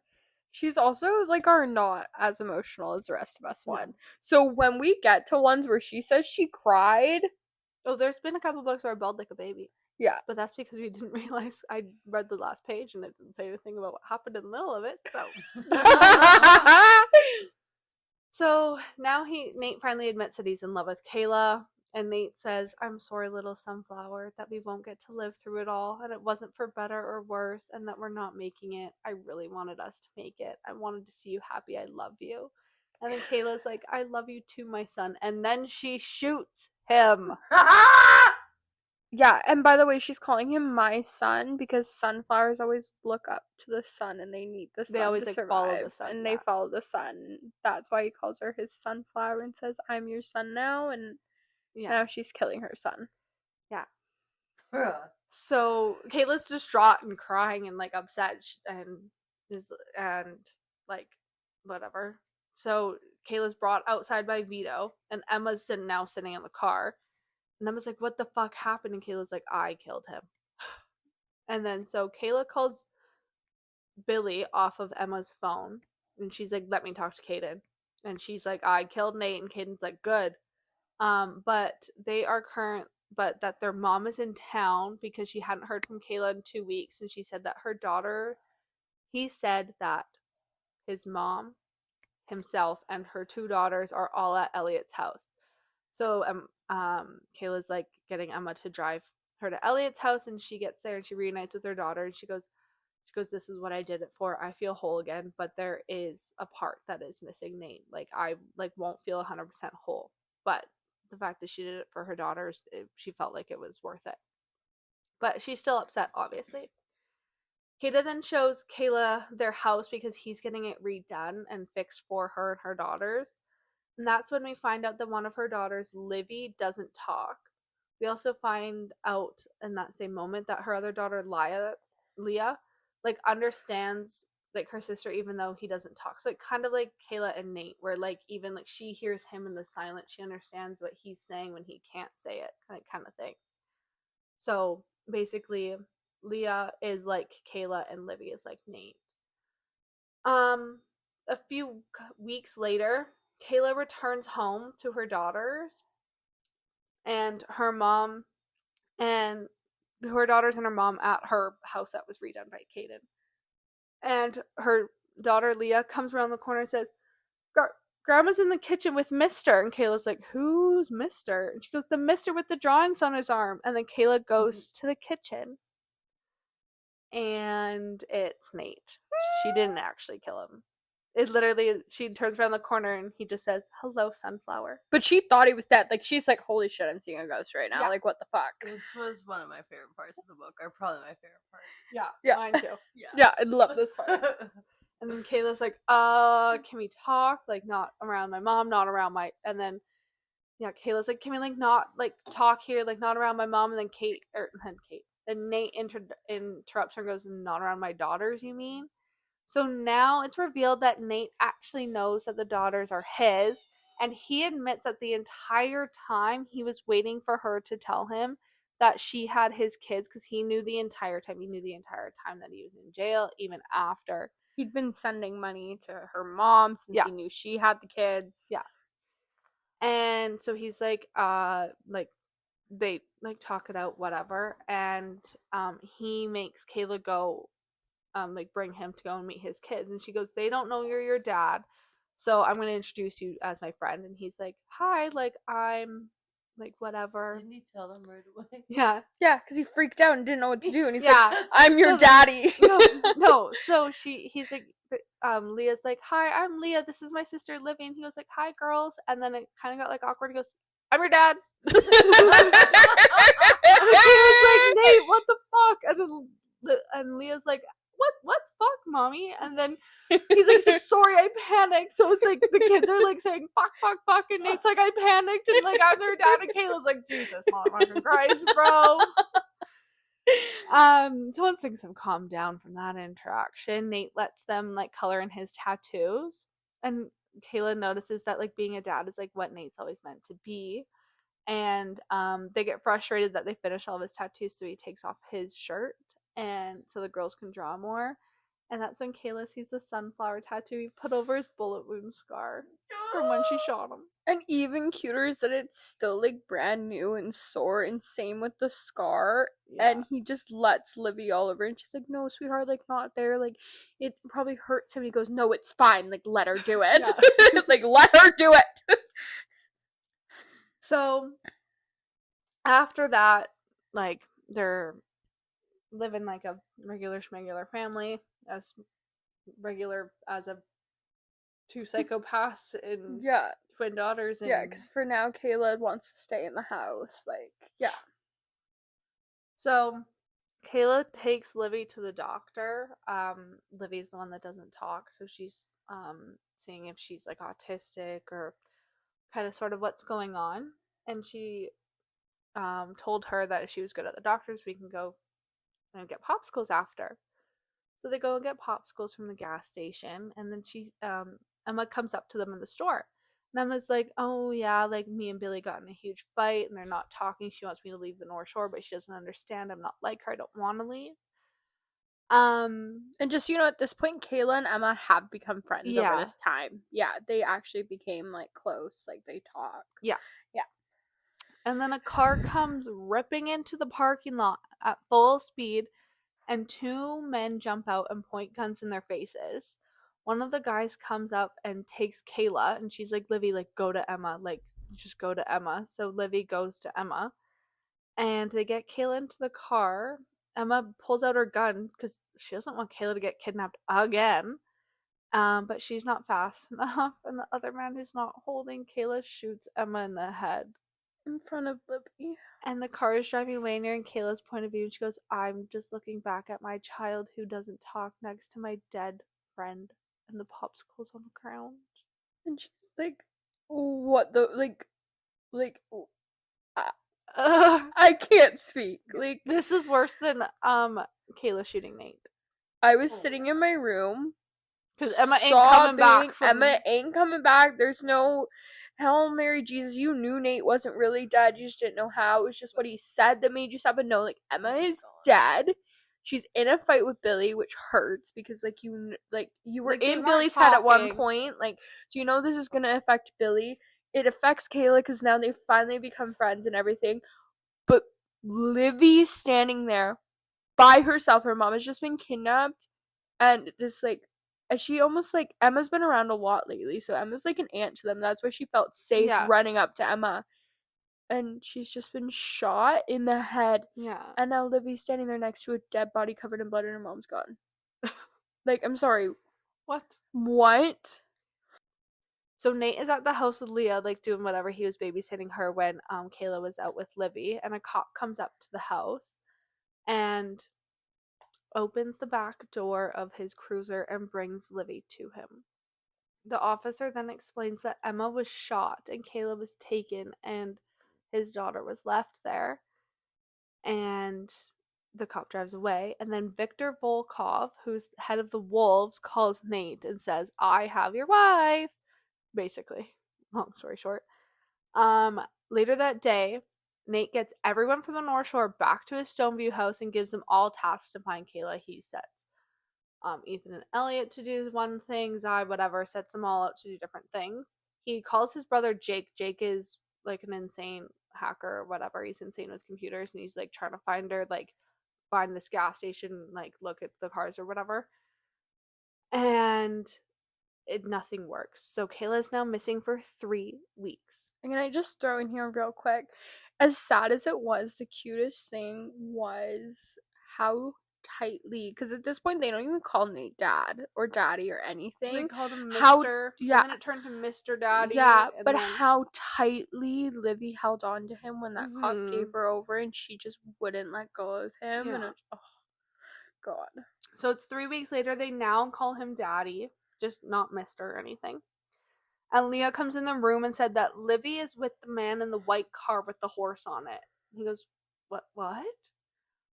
So then he calls up Jake and he goes, find this white Mustang, from the gas station, find out who owns it. And they find out the person who owns it works for the Wolves. So Livy knew all along. We just needed Leah to translate. Yeah. Nate said that Kayla's with Grandma, and then Livy's like, no, Mommy's not with Grandma. To Leah. I don't know how they communicate. I don't know if she, like, actually talks to Leah and just no one else. It's not, like, specified how Leah knows these things. We'll find out when they do second gen. Yeah. Which they're doing. Yeah. So they find a place where Kayla might be because Rose was kidnapped by the Wolves when she was younger. So Rose gives some sort of intel. So Nate, Billy, Kaden, Rose, Rachel, Lick, Jade, Ethan, Elliot, Sam, and Zai all load up on weapons, pack up, and leave to go get Kayla. Well, Alex stays at home with the kids. Yes. So Alex is involved too. She's helping. Yeah, Alex is there. It then switches to Kayla's point of view where she's in a basement and she's told, okay, now, like, you're all cleaned up from, like, getting beat on or whatever, you're going to start making this money. Meaning that now they're going to whore her out. And they like start to undress her, but then she starts fighting back and like throwing punches and stuff. And that's when Kayla hears gunshots upstairs. And then she goes, holy fuck, like what's going on? And they're coming her way, like she can hear them get closer and closer and closer. And then the door opens and it's Nate. And he opens the door and like she just like runs up to him and it's like he's like, I found you, blah blah blah. She's like, how long was I gone? And he's like, 3 weeks. And she goes, that's why you have this nasty ass beard on your face? Yeah, he was so distraught about her being missing that he like grew a beard and like wasn't like taking care of himself. Not at all. Yeah, he was Yeah. so stressed out. And then so he takes her upstairs. She sees everyone there to like rescue her, even like people from NSC. And she runs right up to Billy and was like, Billy, I'm so sorry about Emma, but like Emma wasn't mad at you. I promise you, she loved you. Like please don't be mad at her. Like even though like she died before, like you could make amends. Like she wasn't mad at you. Like know that she didn't die being mad at you. And they take her home. And then Nate goes and like cleans her up. She comes back downstairs to see that everyone's in the house. And so she's like, okay, so what now? And they're like, well, the North Shore's won, so I guess it's whatever you and Nate decide. And then she gives everyone a drink and they do a toast in Emma's honor. I know, it's sad. It's really sad. It's really depressing. I don't like it at all. I don't like talking about it. I don't want to talk about it. I'm out. That's it. So that's basically how the book ends before the epilogue. So cheers to Emma Scott. Rest in peace. Cheers. Yeah. So 6 months later, the epilogue's in Nate's point of view. Oh god. Nate gets a call from the girls' school saying that Kayla has threatened another parent. So this happens often. When she came to pick up the girls from school. So Kayla walks through the door and he greets his children, and then he like doesn't go up and kiss her. She goes, what, nothing for me? He goes, no, you've been bad. Like, what the fuck? Like, what'd you do? What'd you say to her? And Kayla's like, I threatened to, and then she does like this throat slit motion. She didn't want to say it in front of her kids. But basically she's saying that she slit the throat of the last person who made fun of her daughters, and that made the other mom cry. So that so basically the mom was making fun of like saying like Livy doesn't even talk. So, yeah. So that's why she threatened her. It's like, don't fucking make fun of my child. That's when they find out that they're living in Stoneview.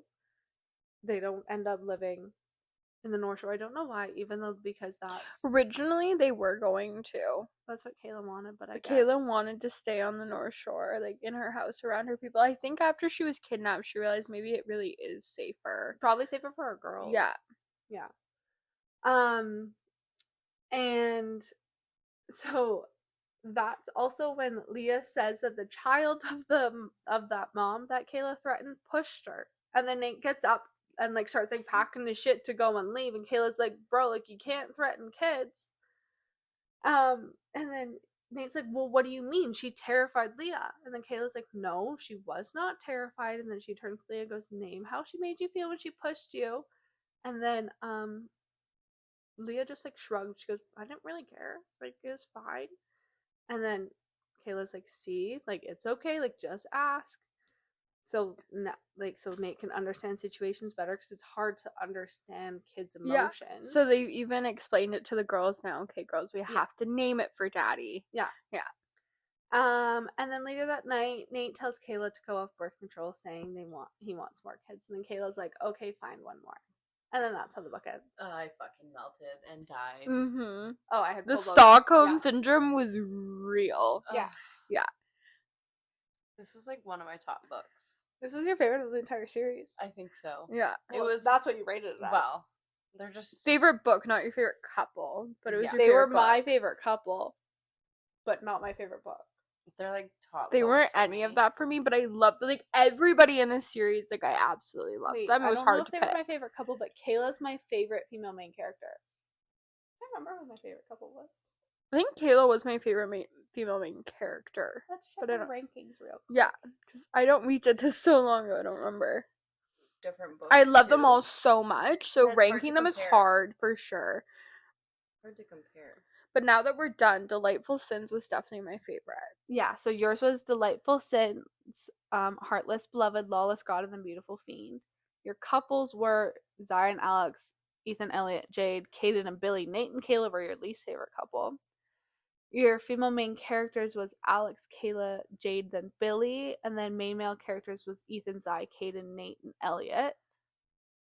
My favorite book was Delightful Sins, then Heartless Beloved, Lawless God, and the Beautiful Fiend.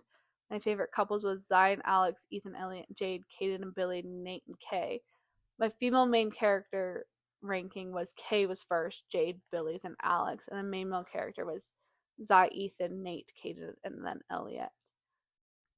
And then you were, no, I was wrong. Your favorite book was Heartless Beloved, then Lawless God, Delightful Sins, and Beautiful Fiend. Not that Beautiful Fiend was bad. No. No, None of when them we were bad. when we read Beautiful Fiend, we hadn't touched the other ones yet. I literally said, no one will ever top Kaden King. And then I said, no one will ever top Zai Benhaim. Mm-hmm. And then I read Delightful Sins and I was like, no one will ever top Ethan Torres. And then I stopped. No one really will ever top No. Ethan Torres until I read Silver Falls, so we'll get to that. But Yeah.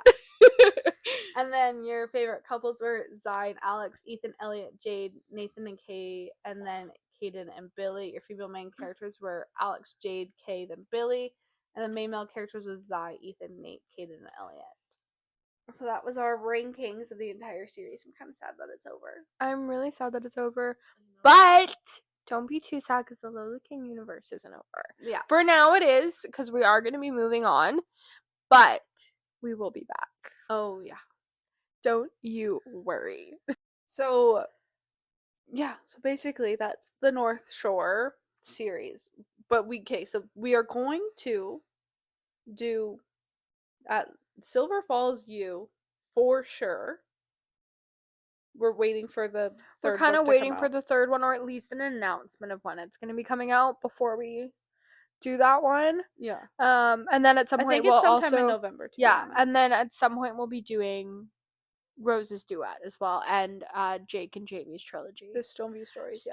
Stoneview stories. Yeah. Yeah. We kind of did this backwards. We should have started with Stoneview stories, Rose's duet, and then North Shore, and then Stoneview or Silver Falls. Sorry, but North Shore is the most popular though out of Yeah. all of them. So it's just how it I didn't happened. realize that Jamie and Jake or Rose even had books when I had Yeah. started North Shore. Yeah. So, So we yeah. will be getting to them. Our yeah. next book is Lights Out. And then after that, because we are going to be starting to get into fall time. You know what that And you know what means. fall time means in the book world. It means we're heading to Thunder Bay. Devil's Night. Oh, it's so good. I'm so excited. Can't wait. So excited. It's going to be my third time reading the series. I'm currently reading it. For the first time, and For I'm the so first jealous. time. I'm so ever. jealous of her. I can't believe she's reading this for the first time. Oh, it's I- so freaking what I good. would give to read this series for the first time I again. know. And we are going to be doing it with Punk 57 involved and reading it after cropped. Right. Yes. And we're also going to do like mini bonus episodes for the novellas. Like so Conclave within- and Fire Night will have their little bonus. Yes, like when our episode comes out on the Wednesday for Kill Switch, and then Conclave will come out on the Saturday. Wednesday will be Nightfall, and then Fire Night on that following Saturday. So make sure you read all of them. Also, we have a lot of fun things coming up for September. So make sure you're watching and paying attention to our social media because we've got some things up our sleeves. And that's all I'm really going to say about that. We got a few things up there. Just make sure you pay attention. Mm-hmm. And to close out for the rest of the year, I guess we'll just say this part. We are going to be covering the Mindfuck series. And then we also are going to be doing Black Hollows by G.N. Wright. and that Black Hollows. As much as it's so this is so hard, but as much as I love Devil's Night, I can't really compare it to Lee Rivers. It's so hard. It's so hard. Let's just say it's up there. It's really high up there. Like top 3. Top 3 at least. Yeah, for sure. Once you get to my top 3, you can't really decide which is what. They all kind of just there. Yeah. But like it's up. Oh, I love this series so freaking much. Oh, Black God. Hollows is so good. I'm so excited. I'm so read it. excited. I'm so jealous you're reading it for the first time. I know. Oh, I'm loving this. Oh. I'm so jealous, but at the same time. But at the same time, yeah, I know. So I'm not. Yeah, but bitch. What page was that? Like 80? No. 81% exactly in the last 81%. book. Watch yourself. Be prepared. Why? Text us when you're at 80. We'll be over here with ice cream. Like, just prepare. I'm scared. It's okay. And It's for so all good of to you who read. haven't, Last page. yeah, and no. Remember It how won't I help said? you. Remember how I said that I like It's in the middle. It's in the middle. 80%. Yeah, it doesn't. In the last page doesn't give away what happened. No. So yeah. Yeah, and just, yeah, exactly. So just for warning for all of you who are going to be reading it along with her, have someone there for you just to the end Make there. sure you're at home in bed with a box of tissues at 80% Do not be reading it at work. of Please what- don't. What is it? Ruthless Rebel? Yeah. Yeah. That book was fucking ruthless, bro. I was at work. It was not a good Hey, place to I be. warned you. That was on No, you did I warn said, me. It "Don't just be at work." happened to happen, and there was no going back. Because once I saw what it was, I was like, "Oh no!" And I still had like 2 hours left, and I was like, Yeah. Yeah. So that's basically like our game plan right now is for the rest of the year. Don't quote us on that. It might change. Probably not. Those ones will stay standard. We're not going to tell you the rest of the game plan because that won't take us quite to the end of the year. The Yeah. rest of it may shift maybe a little bit, but those ones 100% we will be Yes. covering before the end of the year. I mean, we're halfway through Devil's Night, and then we for sure are doing Black Hollows after that. So, yeah, we're Be gonna need a prepared. palate cleanser. Fall after Black is going to be so fun, guys. I'm so excited. Fall is the best time of year for books, and we're so excited Mhm. for it to get started. Like, be total white girl, sit there with your pumpkin spice latte in your bed with the fire I on. say we go get reading blankets, like fall cozy, cute reading blankets that I we can will. also Yeah. use on the podcast. Always say yes to a new blanket. So- I have a blanket problem. I have a I pile of definitely have a blankets blanket sitting problem. in my living room. Tis the season. Yeah, I want that ghost reading one I've that you been were trying to talking about. find it. Well, to Someone on go a with hunt. me to Marshall's tomorrow to go on a hunt for it. We'll go tomorrow. We'll go. But you're only gonna be able to find one. There's never multiples there. Then we'll go to multiple locations. Well, okay, but I will. I Let me know love how much hunting I for owe you. things. find me a book while you're at it. Bring me a book and blanket. Sorry, guys. These side tangents just seem to happen lately. Especially at the end, we just go off. We just go off. Oh, in our next one, the ending of that one's quite. Yeah, something, we so. did record in weird order for this, but we already recorded Lights Out, and let's just say the ending, we went off on We a were- tangent. Like we're doing right now. Yeah. We've been going for so about 15 minutes on a tangent. So Okay, well, we're gonna that cut is ourselves it. off. We're gonna go. We hope you enjoyed. We hope you really liked North Shore. We want to know what your rankings are. So let us know what your power rankings are. Whatever. Also, would love to hear. There is a small novella, Christmas themed novella for this universe that doesn't really That Spoiler- It kicks off Silver Silver Falls. So Falls. technically, you can do it before doing that. So if you would like us to do that as like a bonus little Christmas episode, let us know. Anyways, that is it. Go and read Lights Out so you can talk about it with us. We hope you enjoyed the North Shore. Thanks for listening. Bye. Bye, guys.